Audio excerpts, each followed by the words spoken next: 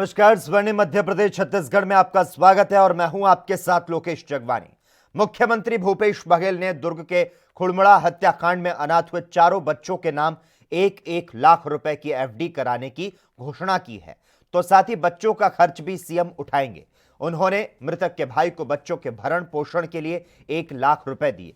CM Baghel ने हत्याकांड में किसी परिचित के शामिल होने की आशंका जताई। उन्होंने कहा, जब तक आरोपी पकड़े नहीं जाएंगे, जांच जारी रहेगी। शुक्रवार दोपहर दुर्ग के खुड़मुड़ा गांव में पहुंचे मुख्यमंत्री बघेल ने पीड़ित परिवार से मुलाकात की और इस दौरान मुख्यमंत्री करीब 1 घंटे वहां पर रहे। उन्होंने परिवार के चारों मृतकों को श्रद्धा सुमन अर्पित किए और गांव के सरपंच सहित अन्य लोगों से जानकारी ली। सीएम बघेल ने कहा, परिवार में चारों बच्चे बहुत ही छोटे हैं। ये मेरे विधानसभा की घटना है, इसीलिए चारों बच्चों की पढ़ाई का पूरा खर्च मैं स्वयं उठाता हूं। मुख्यमंत्री भूपेश बघेल ने कहा, घटना बेहद ही दुखद है। पुलिस इस मामले की तेजी के साथ जांच कर रही है। मैं चाहूंगा कि इस मामले में आरोपी जल्द से जल्द पकड़े जाएं। उन्होंने कहा कि वारदात में बिल्डर का एंगल नहीं है। घर में रुके किसी व्यक्ति ने रात के 3 बजे एक-एक करते हुए सबको मार दिया। पुलिस हर एंगल से जांच कर रही है। भूमाफिया हो या फिर परिचित हो या फिर कोई और, किसी भी एंगल को छोड़ा नहीं जाएगा।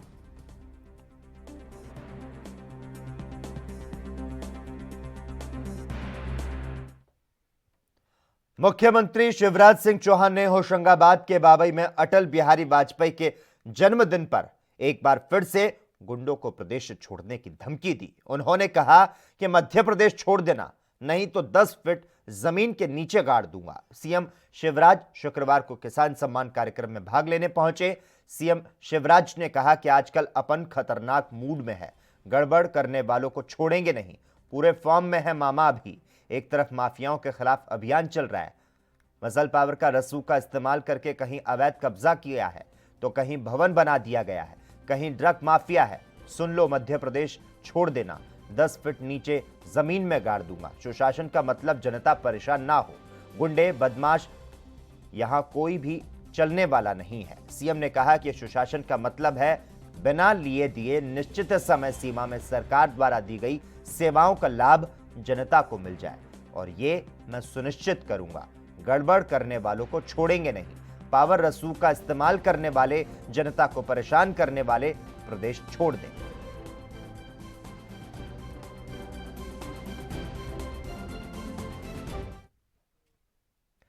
छत्तीसगढ़ के दंतेवाड़ा में सुरक्षा बलों और नक्सलियों के बीच मुठभेड़ हो गई। घात लगाए नक्सलियों ने हमला कर दिया। जवाबी कार्रवाई में नक्सली भाग निकले और इस दौरान आईईडी ब्लास्ट की चपेट में आकर सुकमा डीआरजी का एक जवान घायल हो गया। उसे दंतेवाड़ा के जिला अस्पताल में भर्ती कराया गया। दंतेवाड़ा एसपी अभिषेक पल्लव ने घटना की पुष्टि की। जानकारी के मुताबिक सुकमा और दंतेवाड़ा की संयुक्त टीम 3 दिन पहले नक्सलियों की मौजूदगी की सूचना पर सर्चिंग के लिए निकली थी। शुक्रवार को जवान सुकमा दंतेवाड़ा बॉर्डर पर नहाड़ी के जंगल में पहुंचे और इसी दौरान घात लगाए नक्सलियों ने हमला कर दिया। इस पर जवानों ने जवाबी कार्रवाई की। जवानों को भारी पड़ता हुआ देखकर नक्सली पेड़ों की आड़ लेकर वहां से भाग निकले। इस दौरान प्रेशर आईडी ब्लास्ट की चपेट में आकर एक जवान सोलम नागेश घायल हो गया। इसके बाद साथी जवान उसे लेकर दंतेवाड़ा पहुंचे और अस्पताल में भर्ती कराया। फिलहाल उसकी हालत ठीक है। जानकारी के मुताबिक घटनास्थल से जवानों ने नक्सल सामग्री और अन्य सामान बरामद किए। फिलहाल इसकी पुष्टि अभी तक नहीं हो सकी है।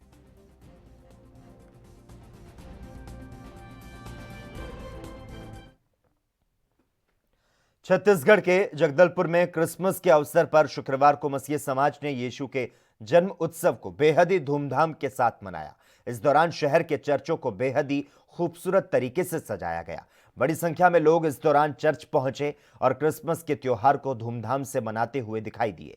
ऐसी मान्यता है कि प्रभु यीशु का जन्म इसी दिन हुआ, जिसके चलते मसीह समाज बेहद ही धूमधाम के साथ इस दिन को त्योहार के रूप में मनाते हैं।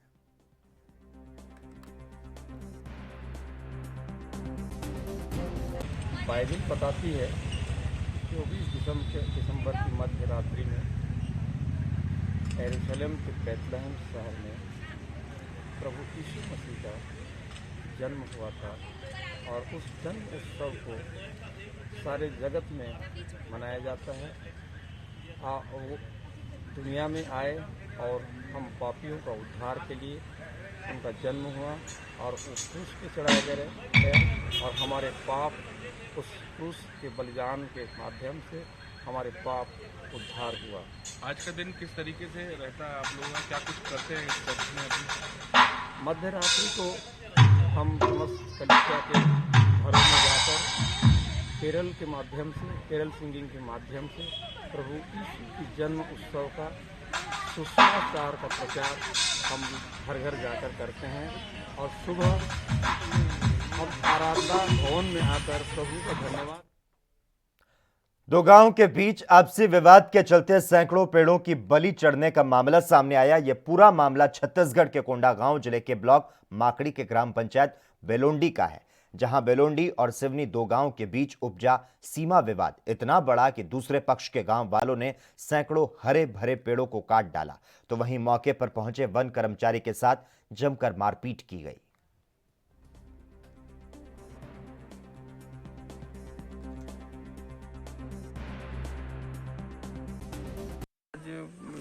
सवेरे जो सिवनी गांव के लोग कुछ आके यहाँ बेलोंडी में आवर्ती चराई सेंक्शन हुआ था, तो उन्होंने कहा कि ये हमारे देव सीमा के अंतर आता है और वन संसाधन जो हम सामूहिक वन संसाधन इनको दिया जा रहा है उसमें आपसी विवाद के कारण इसका निराकरण नहीं हो पा रहे हैं। सिवनी वाले जो है देव सीमा को अपना सीमा मान रहे हैं, जबकि बेलोंडी वाले जो अपना पारंपरिक सीमा है उसको मान रहे हैं। इसी विवाद में जो है सिवनी गांव वाले जो आके करीबन 300-400 पेड़ को आज काट दिए हैं, तो उस पर कार्रवाई हो रही है, पीवार जारी करेंगे और कुछ फॉरेस्ट गार्ड के साथ भी हाथापाई कुछ किए हैं सिवनी वाले, तो उसका FIR दर्ज कराने के लिए भी गए हैं। क्या कार्रवाई होगा, मतलब कानून को हाथ में लिए उनके ऊपर क्या कार्रवाई होगा? FIR दर्ज करेंगे, फिर कानून अपना काम करेगा। अभी मुझे सूचना मिली है करीब 1 घंटा पहले कि सिवनी और बेलोंडी के सीमा के बीच में कुछ कतिपय लोग जो है फॉरेस्ट गार्ड के साथ मारपीट किए हैं।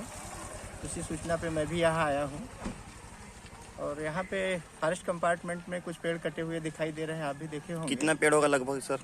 अभी तो गिनती उसकी चालू है, अभी नहीं बता पाएंगे कितना है, और जैसे ही गिनती हो जाती है निश्चित रूप से कानूनी कार्रवाई की जाएगी जिन्होंने अवैध रूप से कटाई किया है। ये सर स्टिकिंग देने के बाद तो सिवनी वाले आए थे, पहले बोले कि नहीं ये हमारे में जब तक समझौता नहीं होगी तब तक ये नहीं करेंगे बोल के, तो गांव वाले बोले बेलोंडी ये तो हमारे ये में आता है, बीट में आता है, हमारे पास हर रिकॉर्ड है और सब में आता ही है, तो हम लोग आप भले भले मत आओ, लेकिन हम लोग पूरा गाँव निकलेंगे, RCPT का कार्य चालू रखेंगे बोले। तो उसके बाद फिर गाँव वाले कल आए सर, RCPT कार्य चालू किए। उसके बाद आज फिर से चालू कर रहे थे, तो शायद सिवनी वाले आए, सिवनी और एरलक भी 1-2 जन थे क्या, तो आने के बाद इधर पेड़ को काटने लगे।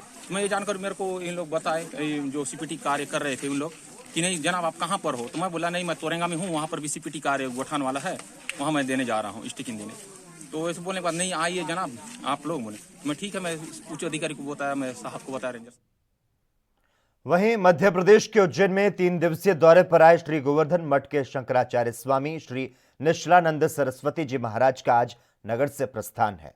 23 को उज्जैन आए शंकराचार्य ने महाकाल दर्शन के बाद 24 को महाकाल प्रवचन हॉल में आध्यात्मिक प्रवचन एवं धर्मोपदेश दिया, जिसके बाद 25 को उज्जैन से प्रस्थान से पूर्व मीडिया से रूबरू हुए। उन्होंने और क्या कुछ कहा आपको सुनाते हैं।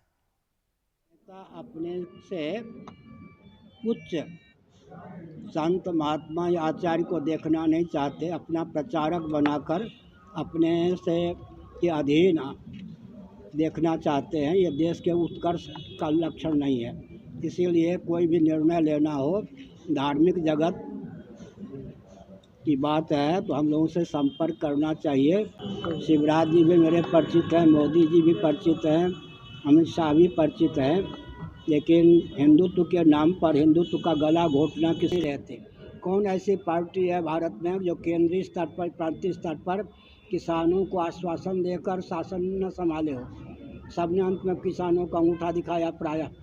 इसलिए जब शासन तंत्र कहता है कि संपर्क कीजिए, संवाद कीजिए, किसानों का दायित्व है कि संवाद का मार्ग अपनावें। दूसरी बात है, खालिस्तान आदि के पक्षधर व्यक्ति किसानों के साथ जुड़ गए, किसान तो फिर धोखे में रहेंगे और स्वार्थ साधने वाले किसानों के।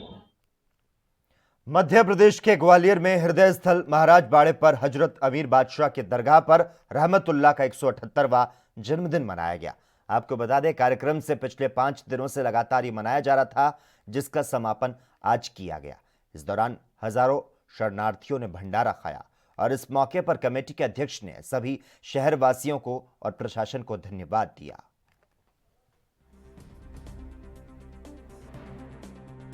178वां उर्स मनाया गया है और काफ़ी समय से ये होता आया है। यहाँ के लोगों ने, यहाँ के अध्यक्ष महोदय ने काफ़ी कोरोना की जो नियम हैं उनका पालन करते हुए बड़े धूमधाम से सबके सहयोग से काफ़ी अच्छा ये संपन्न कराया है। हमारी ये आशा है कि इसी तरह से सभी लोग अध्यक्ष महोदय का इसी तरह सहयोग करते रहेंगे और अध्यक्ष महोदय भी सभी।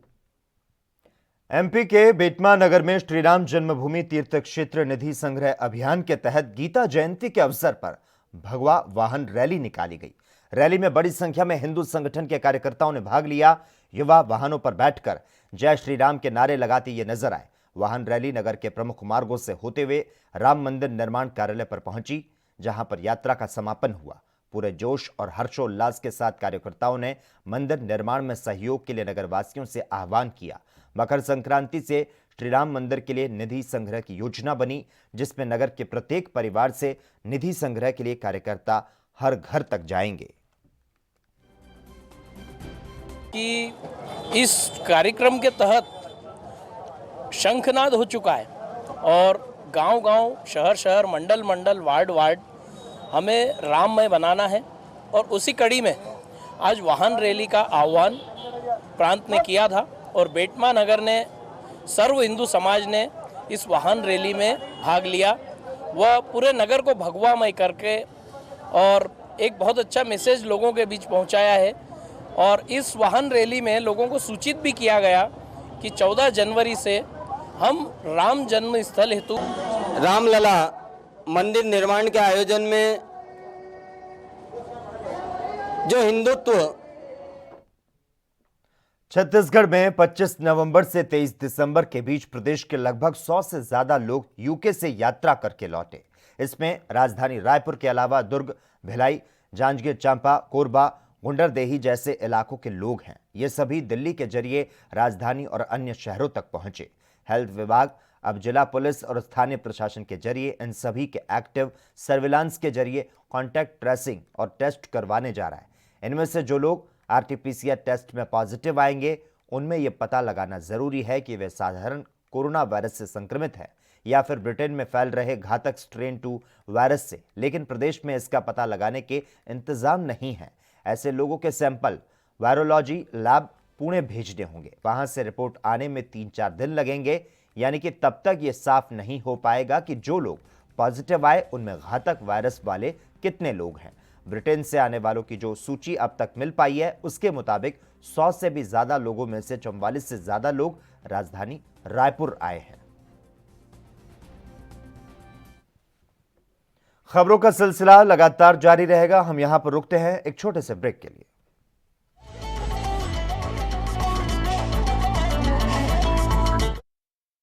क्या आप दुबले पतले कमजोर हैं? आपकी सेहत नहीं बनती, भूख कम लगती है, वजन नहीं बढ़ता। दरअसल मेन बात खाना पीना खाना नहीं है, मेन बात है खाया पिया लगना। और अगर खाया पिया लगेगा ही नहीं तो सेहत बनेगी कैसे?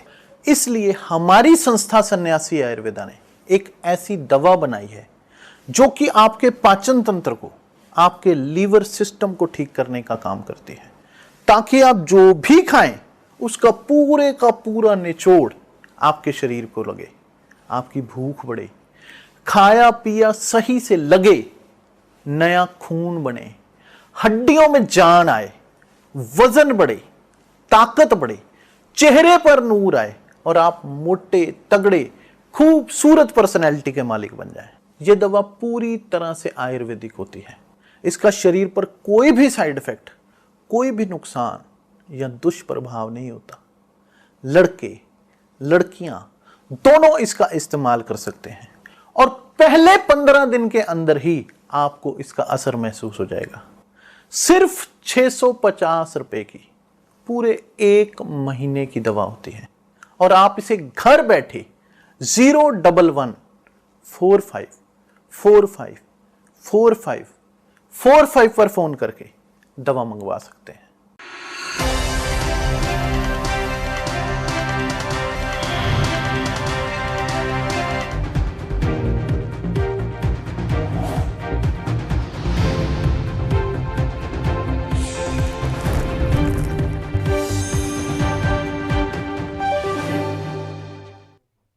ब्रेक के बाद एक बार फिर से आपका स्वागत है। किसान संयुक्त मोर्चा प्रधानमंत्री नरेंद्र मोदी के भाषण और कृषि मंत्रालय के सचिव की ओर से भेजी गई चिट्ठी को लेकर प्रतिक्रिया देने के लिए शनिवार को बैठक करेगा। प्रधानमंत्री मोदी ने आज एक कार्यक्रम में कहा कि कुछ राजनीतिक दलों की ओर से किसानों को बरगलाने की कोशिश की जा रही है और आंदोलन को मुद्दे से भटकाया जा रहा है।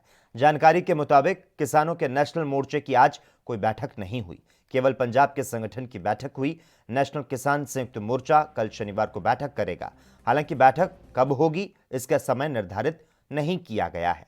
पीएम मोदी ने अपने संबोधन में विपक्ष पर जमकर हमला बोला और किसानों को नए कृषि कानून के मसले पर गुमराह करने का आरोप लगाया। पीएम मोदी ने आज अपने भाषण में कहा, मैं हैरान हूं और बेहद ही तकलीफ के साथ कहना चाहता हूं कि जो बंगाल पर सर्वोच्च शासन करते थे वे ममता बनर्जी के 15 साल पुराने भाषण सुने। आप जान जाएंगे कि किस तरह से राजनीति ने सब कुछ बर्बाद कर दिया। उन्होंने किसानों को पैसा नहीं दिया। अगर आप किसानों को दिल में रखते हैं तो आपने उनके लिए आंदोलन क्यों नहीं किया, आवाज क्यों नहीं उठाई और आप उनके लिए पंजाब पहुंच गए।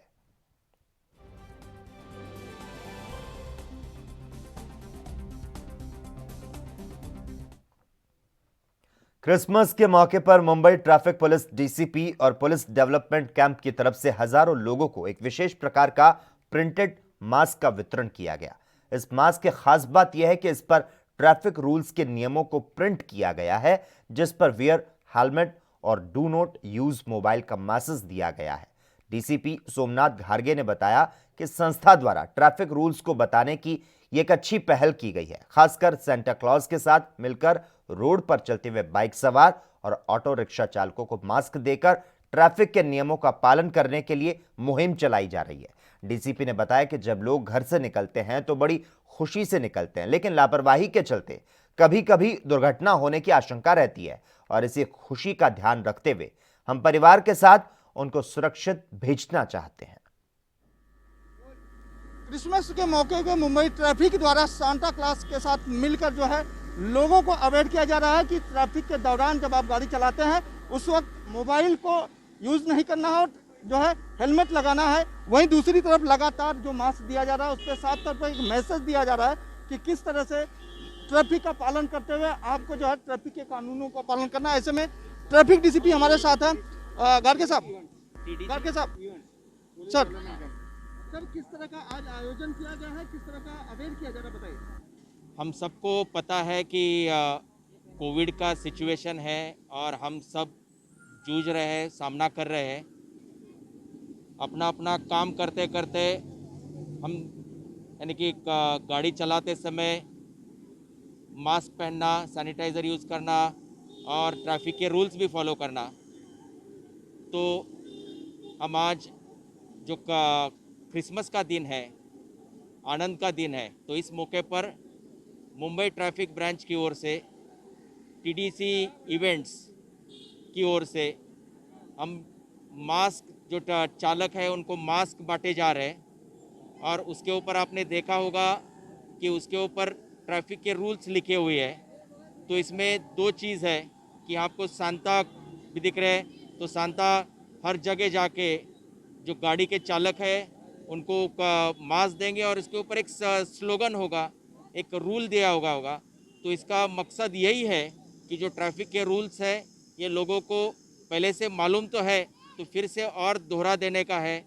इस मौके पे लोगों को एक तो कोविड का जो है सिचुएशन है तो अपना अपना ख्याल करना है, मास्क भी यूज़ करना है और ट्रैफिक के रूल्स यूज़ करते समय जैसे कि हेलमेट भी यूज़ करना है। तो एक मैसेज देने का एक जरिया था, तो हमने एक क्रिसमस का दिन चुना और टीडीसी इवेंट्स, जेनेरिक कंस्ट्रक्शन, तो ये सब मिलकर हम एक संदेश देने की कोशिश कर रहे हैं। जाहिर तौर पर आप देख पा रहे हैं कि किस तरह से मास्क के जरिए एक संदेश दिया जा रहा है कि ट्रैफिक के दौरान या गाड़ी चलाते समय किन किन बातों का ध्यान रखना है। सेंटा क्लास कितने लोगों को मास्क दे रहे हो, क्या कुछ कह रहे हो? लोगों को मास्क दिया जा रहा है कि वो अपना ख्याल रखें, दूसरे का भी ख्याल रखें और मास्क द्वारा लोगों को ये सुनिश्चित दे कि मास्क लगाना अनिवार्य है और अपने भी ख्याल रखें और दूसरों का भी ख्याल रखें।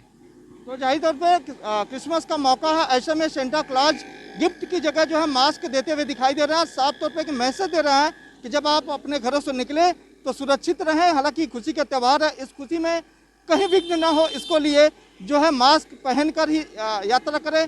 मास्क के द्वारा ये मैसेज दिया जा रहा है कि आप हेलमेट लगाएं, मोबाइल फ़ोन का उपयोग ना करें, तमाम जो रूल्स ट्रैफिक के हैं उनका पालन करें। इस मैसेज के जरिए जो है अब लोगों को अवगत कराया जा रहा है। कैमरा पर्सन गुजर के Soni NB news Mumbai.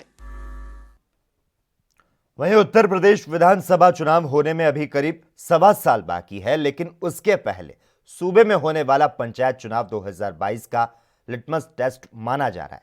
UP में ग्राम प्रधानों का कार्यकाल शुक्रवार को खत्म हो रहा है और पंचायत चुनाव को लेकर अभी तक आधिकारिक घोषणा नहीं हुई है। इसके बावजूद पंचायत चुनाव को लेकर सियासी सरगर्मियां तेज हो चुकी है और इस बार का पंचायत चुनाव सियासी दलों की राजनीति का बड़ा अखाड़ा बनने जा रहा है। उत्तर प्रदेश में पहली बार पंचायत चुनाव में राजनीतिक दल बड़ी संख्या में कार्यकर्ताओं को चुनावी मैदान में उतारने की तैयारी कर रहे हैं। इसमें सत्ताधारी बीजेपी से लेकर कांग्रेस, सपा, बसपा, अपना दल, आम आदमी पार्टी और AIMIM सहित तमाम विपक्षी पार्टियां अपनी किस्मत आजमाने की जुगत में है। यही वजह है कि गांव में किसी न किसी बहाने से पार्टी नेताओं ने दस्तक देना शुरू कर दिया है, जिससे सूबे की सियासी तपिश बढ़ने लगी है।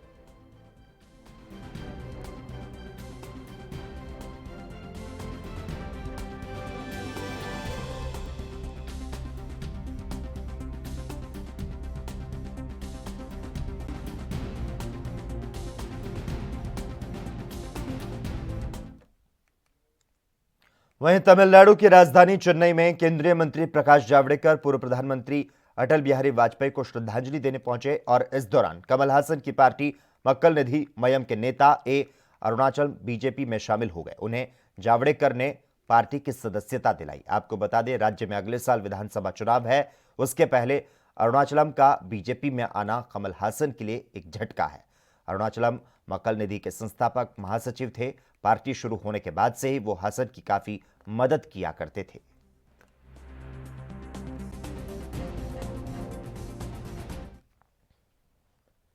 जम्मू कश्मीर के त्राल में सुरक्षा बलों को बड़ी कामयाबी मिली।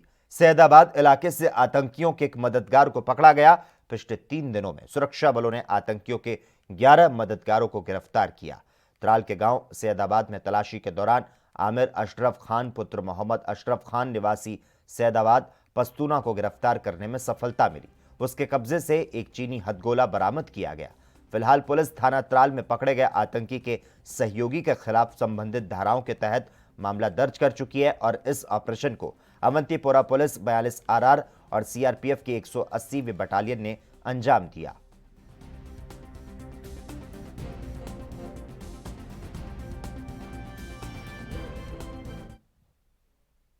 और इसी के साथ ही इस वक्त के बुलेटिन में बस इतना ही। तमाम अहम खबरों के लिए लगातार आप देखते रहिए ANP न्यूज।